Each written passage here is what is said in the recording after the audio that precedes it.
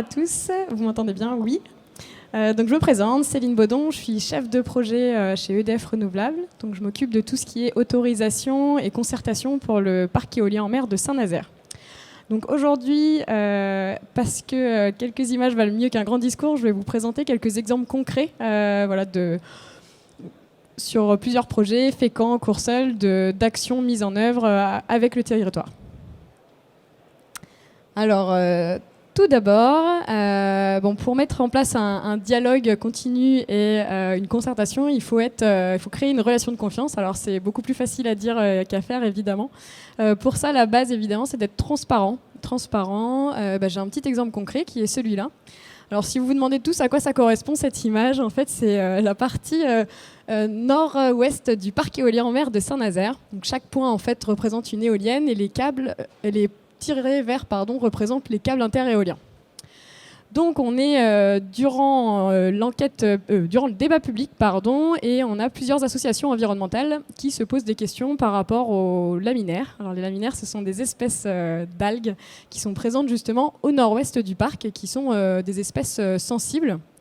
Alors, comment est-ce qu'on y répond? Tout d'abord, on présente évidemment ensuite les résultats de l'étude d'impact environnemental. Et puis, on a des plongeurs sportifs qui s'étonnent et qui aimeraient aller vérifier par eux-mêmes, vraiment voir ce qu'il y a sur place. Alors c'est pour ça qu'on a travaillé avec eux, ils ont mis en place un programme de sciences participatives. Pour cela, on est allé voir ensemble le Musée national d'histoire naturelle pour mettre en place un protocole qu'ils pourraient développer et déployer chaque année, ce qu'ils ont fait depuis maintenant 2014, il me semble. Donc ils ont été voir ce qui s'y passait et puis ils se sont rendus compte que finalement il y avait moins de laminaires que ce qu'on avait mis dans notre étude d'impact, puisque dans les études d'impact généralement on maximise. Ils ont quand même vu qu'il y avait bien des laminaires à cet endroit-là, et donc on a discuté et on s'est mis d'accord sur le fait que du coup notre câble, vous voyez, mais il va pas directement d'une éolienne à une éolienne, il fait un petit contournement. Et ça a été quelque chose qui a été mis en place pour répondre aux demandes des associations environnementales.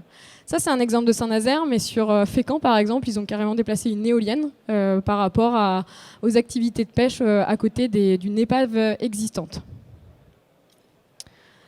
Un autre sujet, c'est le fait de monter mutuellement en compétences. Alors ça, c'est vraiment important, c'est-à-dire que nous, on arrive avec nos connaissances, le territoire également a ses propres connaissances, et l'objectif, c'est qu'on aille au même niveau de connaissances ensemble.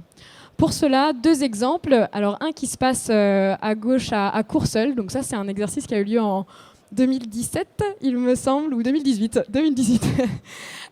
où en fait, on a travaillé avec 18 pêcheurs à la coquille qui ont eu sur leur ordinateur de bord en fait, les emplacements des futures éoliennes. Et ils ont fait un exercice, donc on est monté à bord avec eux, ils ont fait l'exercice de pêcher à l'intérieur du futur parc. À quoi ça a servi? Ça a servi, nous, à mieux comprendre leurs besoins. Ça a servi également à les rassurer. Ils ont vu qu'en effet, il y a 1 kilomètre entre les éoliennes et qu'il y a la place, on le voit ici sur la photo, pour passer. Et ça, c'est des exercices enrichissants et qui permettent à chacun de monter en compétences mutuellement. Le deuxième exemple, c'est un exemple sur Fécamp. Donc là, vous avez le mât de mesure qui est actuellement sur Fécamp. Et c'est un exercice qui a eu lieu cette fois en 2017, où un exercice a été organisé avec l'ensemble des acteurs, donc le CROSS, la préfecture maritime, les SNSM, nous et j'en passe. Il y a eu d'ailleurs plusieurs SNSM, il y avait la SNSM de Fécamp, mais il y avait également celle de Courseulles, il y avait également celle de Saint-Nazaire qui est venue voir cet exercice-là. Donc c'est un exercice à multi-projets.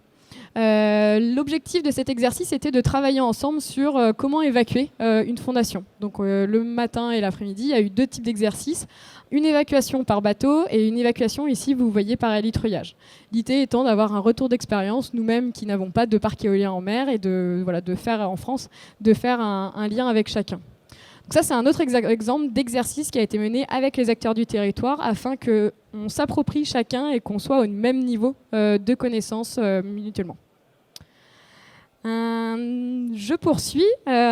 Autre chose qu'on a mis en place, c'est évidemment partager et remonter les informations. Alors là, je vois que Neopolia est présent. On a eu un gros travail qui a été mené avec les entreprises locales, dont certaines sont peut-être ici aussi, pour partager et remonter l'information sur la filière éolienne. On a fait organiser plusieurs voyages, alors avec les entreprises, avec des pêcheurs, avec des associations environnementales, avec des élus. Donc on les a fait venir dans différents parcs à l'étranger. On a organisé également des visites industrielles. L'idée étant qu'on ait une personne chez nous qui connaisse les entreprises, qui connaisse ce qu'elles sont capables de faire, qu'on leur montre en fait qu'est-ce qui est fait à l'étranger, qu'est-ce qui se passe dans cette filière éolienne en mer, et qu'on travaille ensemble pour soit créer des choses. Donc par exemple, j'avais eu le témoignage hier de la société Acrocéan du coup, qui s'est créée localement avec les connaissances du coup, de ce qui se faisait aussi à l'étranger, mais également des entreprises ensuite qui peuvent s'adapter. Toujours un exemple avec la société par exemple IDEA qui s'est adaptée à l'éolien en mer. Ça, c'est quelque chose qu'on a fait ensemble avec des partenaires locaux, donc Neopolia, Solutions Enco, et qui a permis, en travaillant ensemble, de créer des choses. Et le résultat, c'est qu'aujourd'hui, on a travaillé avec plus de 200 entreprises en France. Je parle de 200 entreprises, mais c'est 500 contrats. Et on en est, alors, pour l'instant, à plus de 430 millions investis en France. Mais voilà, on refera le calcul à la fin de la construction du parc éolien mer de Saint-Nazaire. Alors là, c'est une grosse partie de la concertation, c'est l'écoute et l'adaptation. Je vous ai déjà un peu parlé de l'adaptation avec l'exemple du câble qui s'est détourné des laminaires. J'en ai deux autres. Toujours sur le projet de Saint-Nazaire, là vous voyez, alors on ne voit pas très bien, mais il y a 4 zones en fait, qui ont été définies. On installe des fondations, nous, sur le projet de Saint-Nazaire monopieux, donc qui mettent du temps. On a commencé au mois de mai dernier et on va poursuivre jusqu'à l'été 2022. Et ça met du temps. Et au lieu de tout fermer la zone, les 78 km² d'un coup, en fait, ce qu'on a décidé, c'était de fermer progressivement. Donc on a commencé en fermant la zone nord-est. Maintenant, on a fermé également la zone sud-ouest. Et on va continuer ensuite en fermant la zone nord-ouest à nouveau, puis sud-est. En fermant progressivement, on limite notre impact sur la durée. Ça, c'est une première mondiale, ça n'avait jamais été fait. Si vous regardez tous les autres parcs en Europe, on ferme d'un coup. C'est quelque chose, évidemment, à mettre en place avec les pêcheurs, avec les usagers de la mer, avec la préfecture maritime, avec les capitaineries. À nouveau, c'est des dialogues, c'est de la compréhension, c'est de la montée en compétences pour réussir à mettre en place ce type de système-là. Deuxième chose, vous voyez des gros traits orange là. En fait, les pêcheurs professionnels, donc, qui ne peuvent plus pêcher pendant la phase de construction, partent généralement en haut, vous avez la côte, là, le Croisic, la Turballe, et puis ils vont descendre vers le sud. Le fait que notre parc soit fermé fait qu'ils doivent contourner et perdre 1 à 2 heures de temps de trajet en fait, chaque jour, ce qui est vraiment très important pour eux. Et donc on a discuté avec eux et du coup on a mis en place des couloirs de navigation parce que c'était difficile de pouvoir laisser tous les pêcheurs aller n'importe où dans la zone. Donc on a trouvé un compromis qui a été les couloirs. Alors on a dû définir la largeur aussi ensemble, savoir quelle taille, pourquoi est-ce qu'ils sont larges. Parce que si vous avez un navire qui travaille ici, il faut qu'il puisse passer de l'autre côté.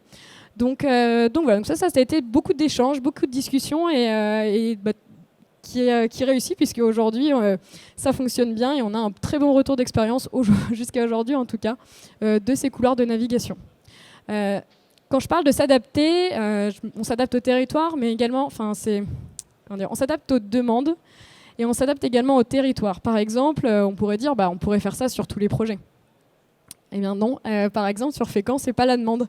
Pourquoi ? Parce que sur Fécamp, c'est des fondations qui, eux, sont installées très rapidement et pour eux, c'est beaucoup plus intéressant d'aller très vite et de tout fermer et de tout installer d'un coup.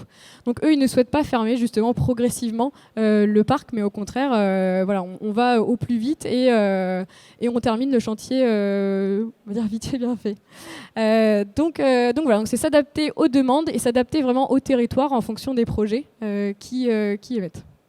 J'ai beaucoup parlé de s'adapter, j'ai moins parlé d'écouter. Alors là, j'ai un petit exemple.